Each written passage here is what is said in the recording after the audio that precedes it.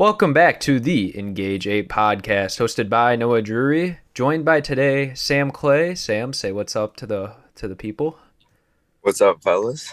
Sam played varsity football this last season and is going to bring a state title for baseball this spring for baseball. No doubt. And then we have Jack Sargeant. Jack, say what's up also. What's up, everyone? Jack also played varsity football this last season and is going to try to retain the state championship for lacrosse this season. And isn't that right, Jack? Yeah, we're gonna try. We're gonna try.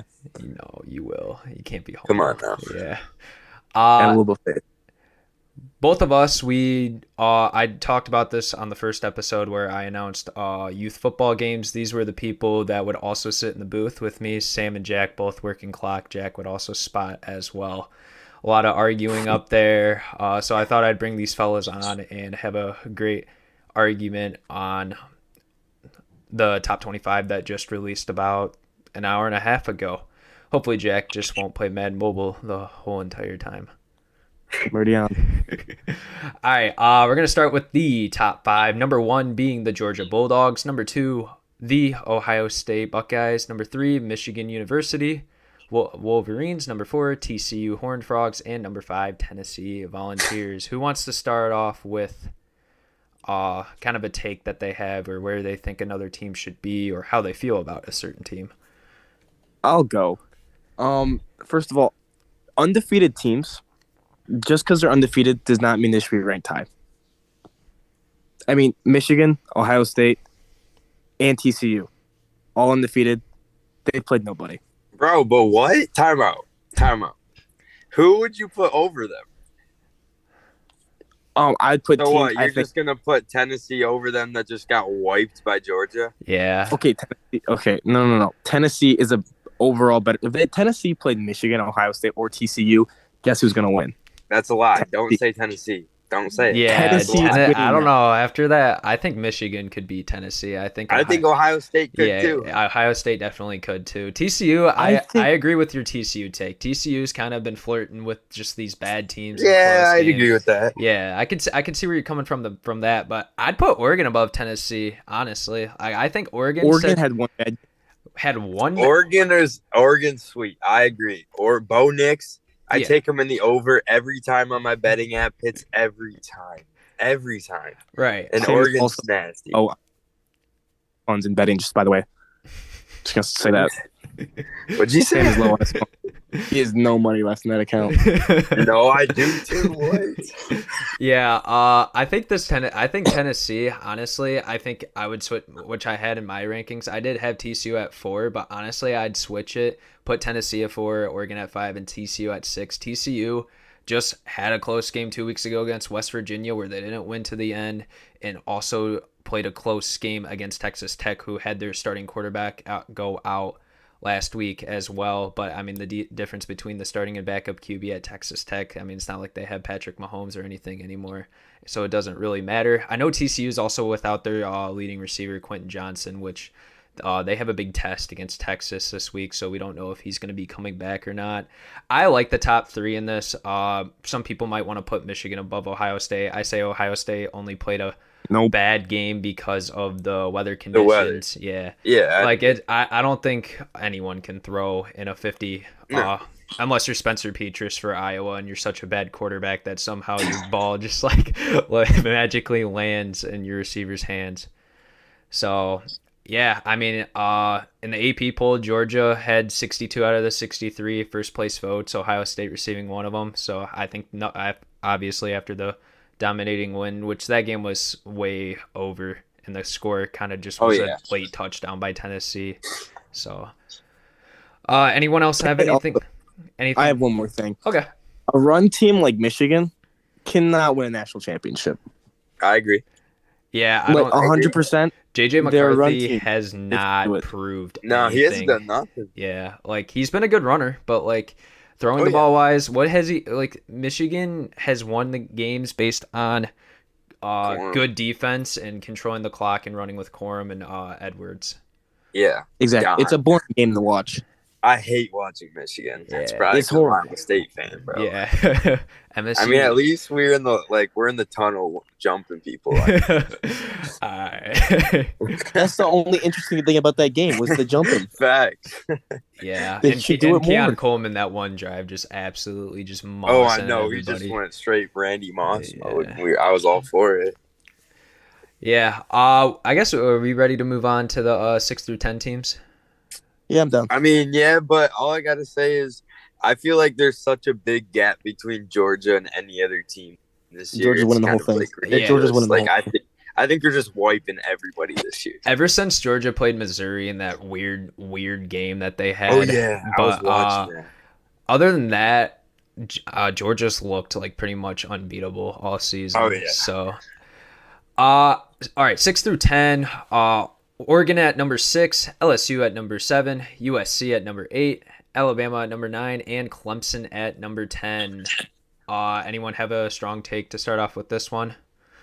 Are we gonna forget about how Tennessee got absolutely embarrassed, or LSU got embarrassed by Tennessee? I meant. Yeah, I remember mean- that game was not too long ago. I believe that LSU honestly should probably drop down to 8. I'd flip them with USC and maybe even put them below UCLA. And Bama. They just. I mean- I put them against. I put them above They did Bama. just beat they, Bama. They did just beat Bama. Give them a No, week. I'm saying Bama should not be up there Uh, at 10. I hate how everyone's like slandering Nick Saban and saying like the dynasty's over. Like I mean, they have I two feel like- Well, really. it's not over. It's a two bad top year. 10 losses like by one possession, like a 1-point one, and then their other one to Tennessee. Like I feel like you can't say something's over when you're gonna lose top 10 matchups occasionally. Like you can't go undefeated every year. I mean, that just proves the difference between a good and great team. Great teams can close out games and win no matter what. Good teams can dominate the teams that they're more talented in, but in close games, they're not going to always be the victor in. Yeah, I agree. I think this is one of the more like on the downside of an Alabama team in the last 10 years. But like, I still think when it comes to like playoff football time, like I'm taking Bama over a lot of these like teams, to be honest with you. I mean, they could still also make the SEC championship if LSU loses to Arkansas or Texas A&M, which is more than possible because LSU is not going to be a team that just blows teams out by 50. They're going to always be in close games just because they don't have a quarterback that's necessary. He's kind of like J.J. McCarthy, Jaden Daniels. He's not going to necessarily throw it. He's going to throw the short to medium route, intermediate passes, and then also trying to scramble around and create plays on his legs. Do you think LSU, if they went out, they're going to make playoffs? If they were to beat Georgia in the SEC championship, you would have to put them in, and they went out, you would have to put them in the playoffs. They have a win against Bama. They have a win against Ole Miss, who's also a good team as well. And their only losses, And then Georgia. yeah, they'll have a win against Georgia, and their only losses are to Tennessee, who's a top 5 team, and then And Florida State, who's also a top. They're not bad either. They're a top 25 team right now. So Yeah. it's not like they have a Game of bad the year, loss. They're just figuring it out. Right, they Wasn't had that week 1? Yeah, against week Florida 1. State, and the kicker Ramos missed the game-winning kick. Damn, I remember that. We needed Nathan Dybert there. We needed Dybert. Hey, there. he's been kicking off. Also, I guess we'll get more into it with 11 through 15, but UCLA should definitely be above Ole Miss, Clemson, in my opinion, Bama as well. They have 2 top 25 wins in Washington, and who was their other top 25 win? It was Utah. And then they only lost to the number 6 team in the country, which is Oregon. And it was still a decent game. Oregon just had an amazing closing effort in that game. I haven't really watched any Pac-12 teams. Like, I know, what's his name from Oklahoma was at USC. Caleb Williams. Yeah, and I know he's sweet, and I mean, they're ranked 8, so obviously they're pretty nice, but I haven't really watched them play this year. The thing with USC is they didn't have Jordan Addison or Mario Williams, which have probably been their 2 best receivers in their across the whole entire season. I mean, they still got Travis Dye, who's an elite playmaker in the backfield. Caleb Williams is a Heisman candidate and probably can win it at the end of the year. And then, I mean, they got other guys too. Their defense isn't bad, but they keep playing they don't dominate their opponents. They keep playing in like higher scoring, close games with California last week. against Jack Plummer, they barely won 41-35. So they just keep playing in these close games. And, I mean, it's kind of like Bama last year where they could just never blow out a team and they'd always be playing in the weirdest close games imaginable. And I already made my take about Oregon where they probably should be ranked. I have them above Tennessee, honestly. I think I'm ready to put them there. Yeah, I mean, losing to Georgia, that should not affect your ranking at all. Especially with the new head coach and Dan Lanning, who just came from Georgia, and then having a new quarterback as well, who transferred from Auburn. And Bo Nix has looked so sweet since week one. He's a Heisman candidate. A lot of West Coast people are probably going to vote him in just because him or Caleb Williams, whoever's the better, what team is probably better at the end of the year.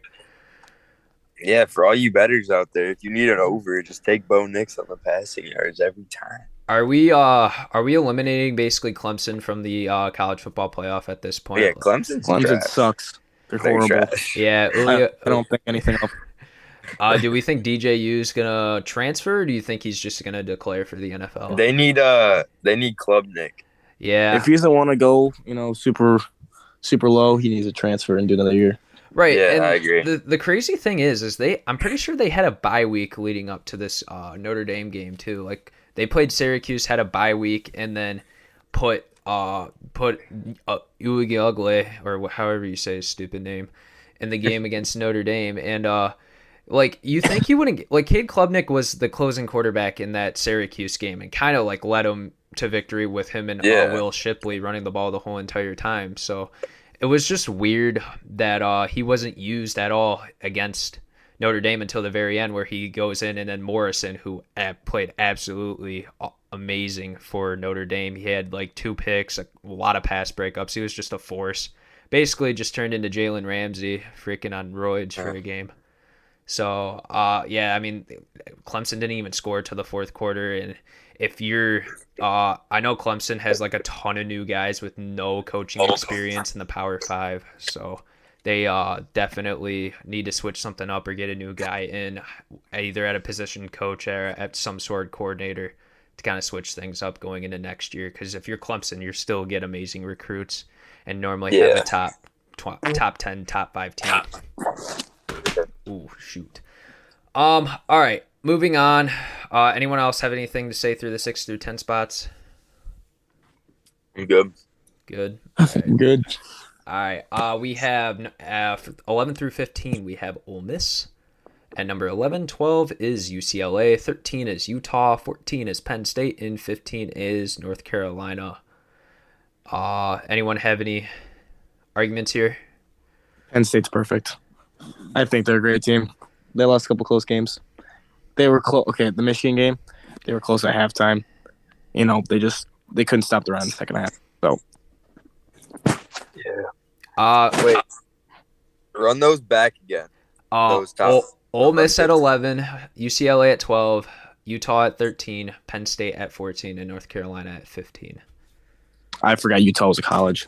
No, dude, Utah had a good win this year in USC. They lost to, I believe it was Oregon, and I know one of their losses is to UCLA. Utah is a sick team to watch, dude. I remember them last year versus Ohio State in the Rose Bowl. That was. Game was so my bad. sweet. Utah's other loss is Florida, not Oregon, or week Oh, one. that's not bad. Yeah, I mean, Florida at the beginning of the year, everyone thought Anthony Richardson was going to turn into this first round prospect in the upcoming NFL draft. But honestly, I have nothing to say much. I think North Carolina is kind of being underlooked. Drake May has really led. Nope. What do you mean, no? Nope. North Carolina's horrible. We're gonna see it soon. They're gonna get blown out. Yeah, you think so, Jack? They did just play. They're a basketball school. I think not any team that has a good basketball team, they're not good at football. Kansas was good this year, bro. Yeah, Kansas was not good this year. Kansas is still a good team. They just won against Oklahoma State, who's not bad. I don't care. I'm pretty sure they're like 6-3 or something. Not bad. If your quarterback goes out and you lose like that much, you're not a good team. Tennessee and Oregon are considered basketball schools. Alabama's a basketball school now. UCLA is a basketball school. Alabama is They're not all a gonna get basketball shown school. up. Alabama's been good recently with like Quinterly I mean, I and agree. Like, JD their Davis. basketball school Yeah, is I know good. they're a dominantly football school. I know You what gotta you choose mean. one or the other. That's all I gotta say. Yeah. You gotta choose one or the other. Yeah. Nah, bro, they look. Oh yeah, now they're falling off. You know what I'm saying? I just love the Josh Downs, Drake May connection there. Josh Downs just had 15 receptions for 166 yards and a touchdown against Virginia, which that game should not have been close, but UNC's got like 3 defensive starters out right now, so it's kind of tough for them. I mean, nothing else to say. I think Penn State's just a product of good losses. Good loss to Michigan, which that game was closer than the game showed. Michigan kind of just ran up the score at the end. And then Ohio State, I mean, they were in that game until like the last 2 minutes where, for whatever reason, Travion Henderson just decided to show up out of nowhere. And Yeah. I think Ole Miss, if you switch Ole Miss to like 12 and put UCLA above, I think UCLA should be above Clemson at least. You can put them above Bama if you want to. I'm not really, I don't really care about that. Bama's still a good football team, but UCLA should be in the top 10. Zach Charbonnet and Dorian Thompson-Robinson have been elite playmakers for UCLA. And Nice. He's nice. Charbonnet, he was out last game too against Arizona State, and they still won. Arizona State's got an interim head coach, but still, I mean, winning without a starting piece is still hard. I mean, not really. I mean, we did it, 4 different times this year without the same play. It's really not that We did it with five times. We did it with 5 times, actually. Exactly. It's really not that hard. Don't sell yourself short, bro. Man. I think Utah's at a good spot too. They have a good one against USC, and their only losses are to was UCLA and Florida. Which I feel like week 1 losses you got to take with a little bit of a grain. They don't of salt. count. Yeah. They don't count. I mean, They don't even count. I mean, they count towards your record, but like They count towards your record, but they don't count in my mind because the first game of the year. In my heart, it doesn't even count, bro. Like that's practice is way different from games. Like you're playing every good in practice, but like first game of the year, like you just realize they cannot handle 1,000 people watching them. Jack, didn't you not even touch the field week 1? Exactly, because in practice, guess what? Other players look better than me. In the game, though, I'm that guy. You see what I'm saying? Bro. That was a perfect analogy right there. No, okay. You just tell yourself that. Man. Yeah, I mean Utah's been looking good recently. They just played a good game against Arizona with Cam Rising back from his injury 2 weeks ago, where he didn't play against Washington State. But I mean they're a good team this year. They've beat everyone. Their best win is USC, and then I'd probably say their second best wins Oregon State, who's still a good football team. Yeah, I don't got anything else. I think like every team in the 11 to 15 range, except maybe UCLA, and you switch UCLA and Clemson belongs in there. I think they're at a perfect spot. Like All right, let's go 16 through 20. At number 16, we have NC State. 17, we have Tulane, Sam's favorite brother, Ryan's favorite team. Tulane. Yeah. Number 18, Texas. Number 19, Kansas State. Number 20, Notre Dame. Who wants to start? I could run this one first. Okay. I think there's a lot of good teams in this, to be honest. As like Notre Dame just rolled. I don't really know their losses that put them at 20, but they looked really good. They have a very bad loss to Marshall and a very bad loss to Stanford. If you lose to Marshall, you cannot be in the top 25. Stanford's way worse this year than Marshall. All right, then low-key respect, but they did look really good to versus Clemson. And they beat Syracuse the week before. Yeah, and Syracuse. Also, I think that if Texas, I know that's your team, Noah, with 3 losses. If they play TCU this week, if they look impressive and they get a W, I think they could jump up like near the 11 range, like jump up close to 7 spots. I'm just bold prediction. Though ECU sucks. We'll see because I mean it's a ranked matchup, and we'll TCU see. has also won against all pretty much all the good teams in the Big 12 that they've played so far too. It's not like they've played like a bunch Yeah, of it's not like garbage. they're buns. Like they're still They're not good. buns, but I mean the undefeated again on the undefeated record thing. Like we should be Yeah. doing more strength of schedule, not like come on, Come on, man. just come on. Yeah, I mean, I guess you say TCU's best win is Kansas State, which I mean they're at number 19. They got that little running back. That's like a little Joey Matter 2.0. What's his name? Miller. Out of him times, yep. And Got me then, some win. I mean, Max Duggan. For are you talking about Kansas State's running back? Kansas State's running Yeah, back. Deuce Vaughn. Yeah, he's been nasty this year. He is sweet. He just had a good. I mean, he just had a good game against Texas. Wasn't necessarily used too much in the running game, but like he was receiving a ton of passes in that game. Which is deadly. Yeah, I mean, Yeah. it's kind of hard to guard a 5'6" guy out of the backfield who's got like insane speed and stuff. Tulane, they got a big matchup against number 22. Oh my god, I just totally butchered that. UCF this week. Probably whoever wins that game probably runs the American and probably gets in the highest group. Tulane get wiped. Tulane roll waves, baby. No, they're dumb. Tulane. They've been really good this year. They have a win against Kansas State this year too. That's one of Kansas State's losses. If you guys didn't know. Yeah, Jack, what do you got to say about that? I don't like their name. Tulane, like Tulane's, dude. Come on. Yeah, Pick a lane. I mean their best win's probably Kansas State, and I mean they just they had a decent game against Tulsa, but they got a tough road ahead. They play UCF, SMU, and then Cincinnati, all three pretty good American teams. SMU just dropped 77 with transfer quarterback Tanner Mordecai, who played at Oklahoma last year. Yeah, and it was really funny. I heard this stat. I talked about this on Sunday's episode, but Houston's probably going to not allow 77 points in basketball, but will in football. It's just crazy to me because Houston's this gritty defensive basketball team with a bunch of I think their tallest player that they play is like 6'8". So, and they just play defense crazy. So they probably Sounds like hard. I mean, other than that, Texas, I really like. I think if Quinn Ewers stays healthy the whole entire time, we would be discussing them potentially in the college football playoff.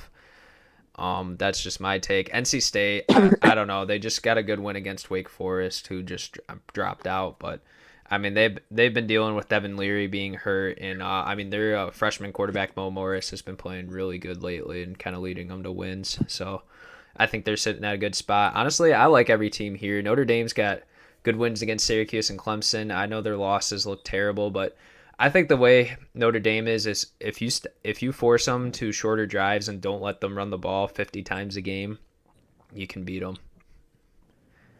Because I mean, the only passing threat on their team that they have is Michael Mayer, who's a really good tight end. Will probably be the first tight end taken off the board in this upcoming draft. Yeah, tight ends are a really important part now in football, I think. Yeah, I mean, look at. Oh, yeah? I mean, they are used as high draft picks. I feel like if you can have a bigger, impactful tight end like Travis Kelce, Darren Waller, Kyle Pitts was in college, he's kind of turning it up in the NFL. T.J. Hawkinson, even guys that are good tight ends, like George Kittle. I can't believe I forgot to name him. Like, tight ends are a valuable piece on offenses now, and more used in the passing game than before. Dude, it's definitely nice to hit a nice big old tight end as a quarterback. I could definitely see that. Especially in the red zone where you might not hit the 6'1" you guy. just throw it up there to him, he catches it. Right. Saves your And, ass. I mean, it's hard. Kids like Jack just trying to guard up. I mean, yeah. I mean, watching a guy on our team, Jackson Wilson, who plans to be on Thursday's episode. He's a 6'5", 235 tight end who's pretty fast. He's got if you can let him get in open space, he can run for about 50 yards and then get caught within the last 10 yards. But he's got really good he's got really good hands. He runs routes pretty well, and he's also a good defensive end as well. So he's looking to play college football at places. Has a couple of Division II offers. So. Anyone else got anything to say? 16 through 20? No. No. I think we're rocking. All right, and then I guess let's just finish it out with the last 5 teams. We got Illinois at 21, who just got rolled by the Spartans. Number Yeah, 22. no, get them out of there. Honestly, I don't know. I think Yeah, get them out of there. Put Sparty in the top 25. Come on now. Yeah, give them give a team with the losing record a chance. Yeah, throw them in. You put Spartans up there, they're gonna surprise you. Tuck is always there. Yeah. He just Tuck is always coming. He just he had like 4 top 20. He was like the first coach in like 3 something years or whatever. I saw the stat where he has 4 road wins against top 25 teams, which is crazy because that's but also, they can't win a game against Pac-12 teams on the road. So facts. Every time we go and play Washington, dude. I remember against Arizona State a while ago where we played them like 2 or 3 years in a row. We just could not beat them for whatever reason. That's actually a fact, Jack. We cannot beat Pac-12 teams on the road. Like half the year. No, it's crazy. And then we got UCF at 22, Florida State at 23, Kentucky at 24, which I don't agree with, and then 25. Kentucky the best. We'll get them out. Washington. Kentucky's look terrible. They barely beat Missouri. Like, Missouri is not a good football team by any means. A lot of those kids are going to transfer out, and they probably should make a switch at head coach sooner or later.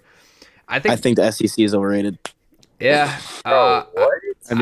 The SEC's definitely been kind of a disappointment this year. Yeah, it's not what it used to be. It's still a good it's still a top college football conference, but like it's not it's just not what it used to be. Yeah, it's not. Okay, but time out. What? Okay, if the SEC is not what it's carried by like 5 teams. I think. Name. Look at the top 5. How many SECs? 3. 2. 4 SEC teams in the top 10.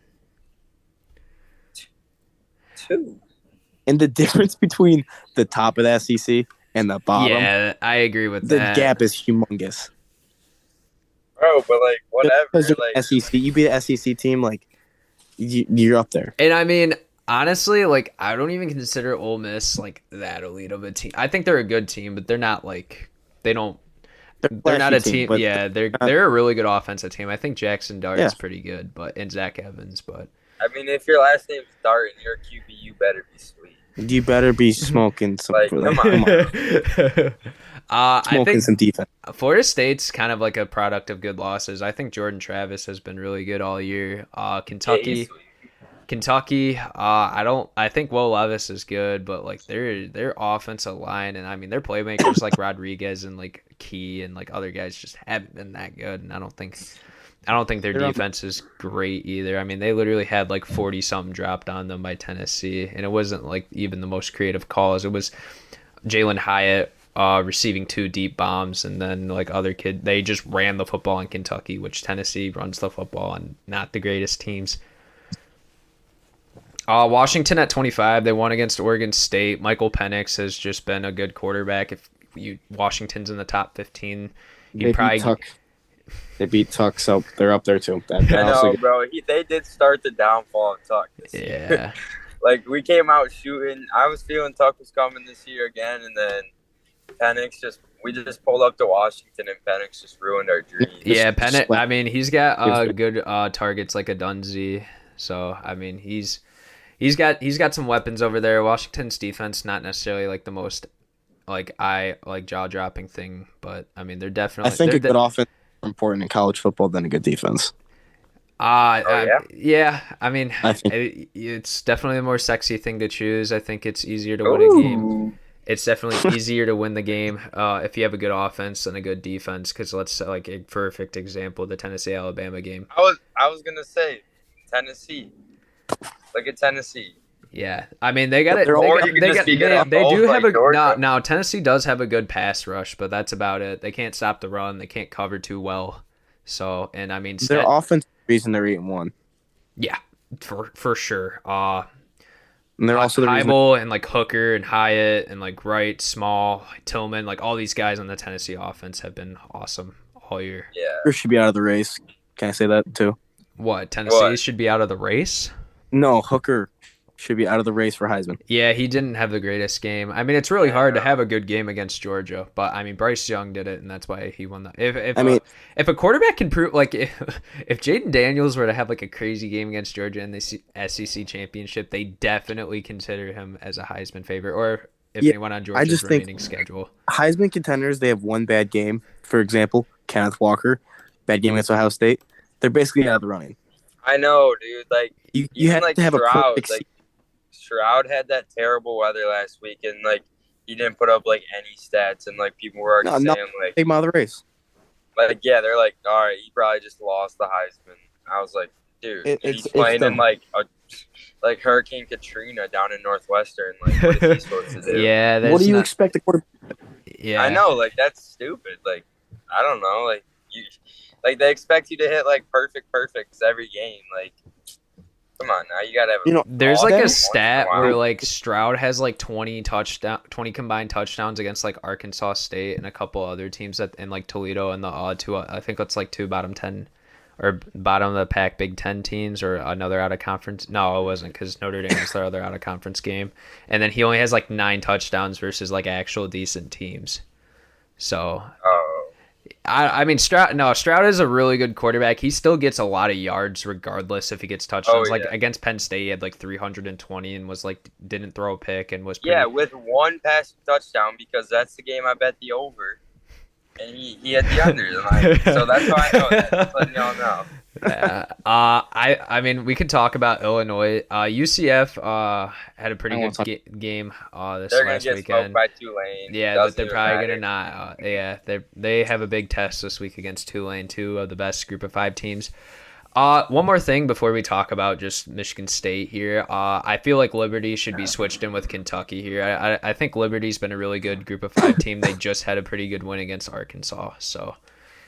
And they're 8-1. They're 8-1, and I mean they've been good all year. I don't know why they haven't put them in the. I'd put them in over the rankings against a Kentucky team that's proven to not be good at all.